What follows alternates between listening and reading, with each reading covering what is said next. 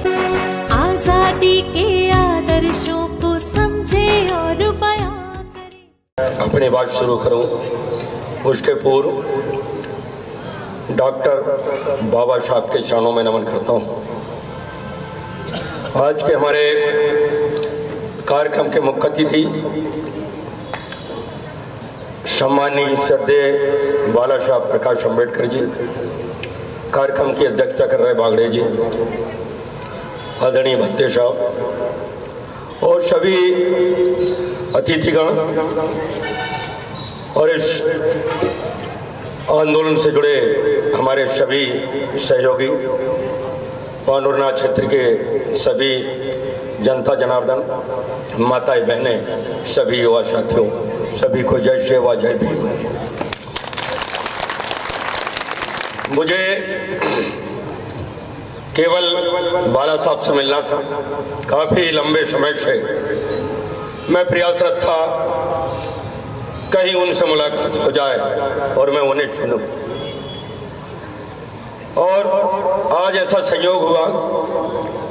मुझे 2-3 फोन एक हफ्ते पहले से मिल रहे थे कि आपको आना है, लेकिन एक फ़ोन जरूर मुझे आया था। ये बात सच है, किसी ने मुझे बोला था कि आपको कार्यक्रम में नहीं आना।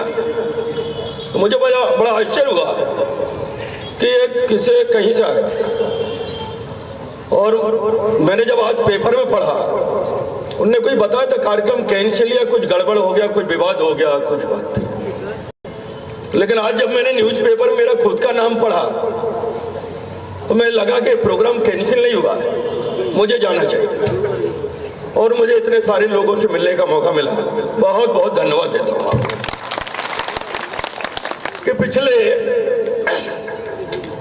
6 महीने से नए किस्म का परिवर्तन मैंने देखा है कि आदिवासी क्षेत्रों में मैं लगातार संघर्ष करता रहता हूँ, उनके बीच में जाता हूँ।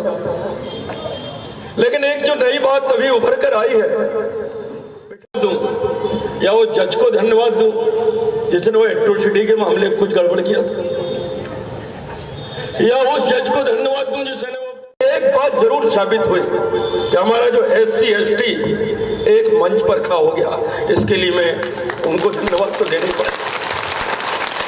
उसके पहले आदरणीय बाला साहब, उसके पहले तो मैं समझता हूँ आदिवासी समाज के लोग तो बाबा साहब को जानते ही नहीं थे, दुनिया भर के फोटो लगाते थे, कहीं बाबा साहब का फोटो नहीं मिलता था, किसी घर में नहीं देखते। अगर धोखे से कोई ने जय भीम बोल दिया तो उसको अलग कर देते। लेकिन आज मुझे खुशी है, मेरे आदिवासी समाज पर गर्व है, उसने बाबा साहब अम्बेडकर को दिल से मान लिया, उसके संविधान को जानने लगा। जहां भी हमारे आदिवासी के गोंडवाना के सम्मेलन हो रहे हैं, वहां पर संविधान की सबसे ज्यादा पुस्तकें बिक रही हैं। ये बड़ा गर्व का विषय है। हमने कह दिया आदिवासी भाइयों से कि आपको जो हक मिलेगा, अधिकार मिलेगा, आपको जो मान मिलेंगे, सम्मान मिलेंगे, सुरक्षा होगी। एक कोई आला उदल वेद पुराण की पुस्तकों से नहीं, किस्सा कहानी से नहीं होने वाली। अगर हक और अधिकार मिलेंगे तो डॉक्टर अंबेडकर के संविधान से मिलेंगे, उससे मिलेगा हमारा सम्मान, खोया हुआ सम्मान। हमारे जल और जंगल, जमीनों की सुरक्षा अगर होगी तो भारत के संविधान से होगी। हमारे लोगों ने सब वेद पुराण फेंकना चालू कर दिया है, संविधान को पूजना चालू कर दिया। जाइए आप हमारे आदिवासी क्षेत्रों में, संविधान की पुस्तकें लेकर गर्व से जय सेवा और जय भीम का नारा लगा रहे हैं। ये बड़ा परिवर्तन का पहली बार हुआ है, पहली बार आजादी के 70 साल बाद मेरा आदिवासी समाज डॉक्टर बाबा साहब और संविधान को समझा है। इसके लिए मैं पूरे समाज को धन्यवाद देता हूं। लेकिन देखिए कैसे कैसे घटनाएं हो जाती है देश में। संयुक्त राष्ट्र संघ द्वारा विश्व आदिवासी दिवस 9 अगस्त को घोषित होता है कि सारे दुनिया के देश 170 देश 9 अगस्त को विश्व आदिवासी दिवस मनाते हैं। और उसी दिन चंद लोग भारत की राजधानी दिल्ली में जंतर मंतर पर लोकसभा से 1 किलोमीटर दूर, राष्ट्रपति भवन से 1.5 किलोमीटर दूर सुरक्षित पास इलाके में भारत के संविधान को जलाया जाता है। कौन है ये लोग? कौन है ये लोग? किसी के बयान नहीं आते, देश का कोई मुखिया बोलता नहीं उसके बारे में, किसी बड़ा नेता ने निंदा नहीं की। हमारे छोटे छोटे संगठन, अनुसूचित जाति के, जनजाति के, बाबा साहब को लेकर चलने वाले, दलित समाज की बात करने वाले, आदिवासियों की बात करने वाले, इन्होंने ज्ञापन दिया अपने अपने जिलों में। कब कहीं गिरफ्तारी हुई, रोका गया, भारत के संविधान को जलाया गया। क्या ये भारत के लोग हैं? इन्हें पहचानने की आपको जरूरत है। आजादी की 70 साल पहले हमने आजादी की लड़ाई लड़के अंग्रेजों को भगाया। मुझे लगता है कुछ उनकी औलादें अभी देश में बची हुई हैं। कुछ लोग बचे जिनको इस देश से प्रेम नहीं, इस देश का सम्मान नहीं, भारत के संविधान का सम्मान नहीं। जहां तहां डॉक्टर अंबेडकर की मूर्ति तोड़ी गई। अरे ठीक है, आपको बाबा साहब की मूर्ति से तकलीफ होगी, तो भारत के संविधान से तकलीफ क्या? यह देश वेद पुराण गीता महाभारत से नहीं चलता, देश चलता भारत के संविधान। यह देश चलता भारत के संविधान से। और तमाम लोग ये बड़े बड़े बैठे हैं, मलाई खा रहे हैं। अगर ये संविधान नहीं होता तो एक चाय बेचने वाला प्रधानमंत्री नहीं होता।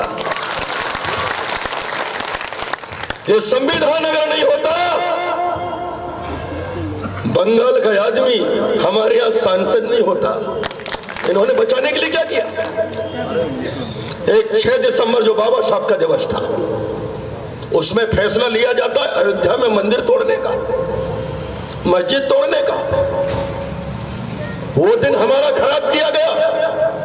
उसके नाम से शौर्य दिवस भारत में मनाया जाता है, हमको रोका जाता है बाबा साहब के नाम लेने पर। और जहां विश्व आदिवासी दिवस, जहां पूरे आदिवासियों को एकता के संकल्प लिए यूएनओ ने जो घोषित किया 9 अगस्त, वहां भारत के संविधान को जलाकर हमारे उत्सव को खत्म किया जाता है। ये सोचने की बात है। आइए, अब मौका है सारा देश का आदिवासी, मूल निवासी और जनजाति समाज, अनुसूचित जाति समाज, बाला साहब आपके नेतृत्व हम काम करने के लिए तैयार हैं। हम सब मिलकर एक कर देंगे पूरे समाज को। आरक्षण भी रहेगा, संविधान भी रहेगा, देश भी बचेगा। आप नेतृत्व कीजिए, जहां आपका पसीना गिरेगा खून बहाने के लिए तैयार है हम लोग।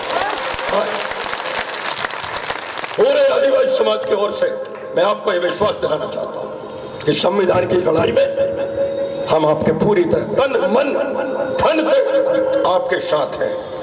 हम संविधान को बचाने के लिए किसी भी हद तक जा सकते हैं। संविधान की रक्षा के लिए हम कितनी भी कुर्बानी दे सकते हैं, ये मैं विश्वास दिलाना चाहता हूं पूरे मन।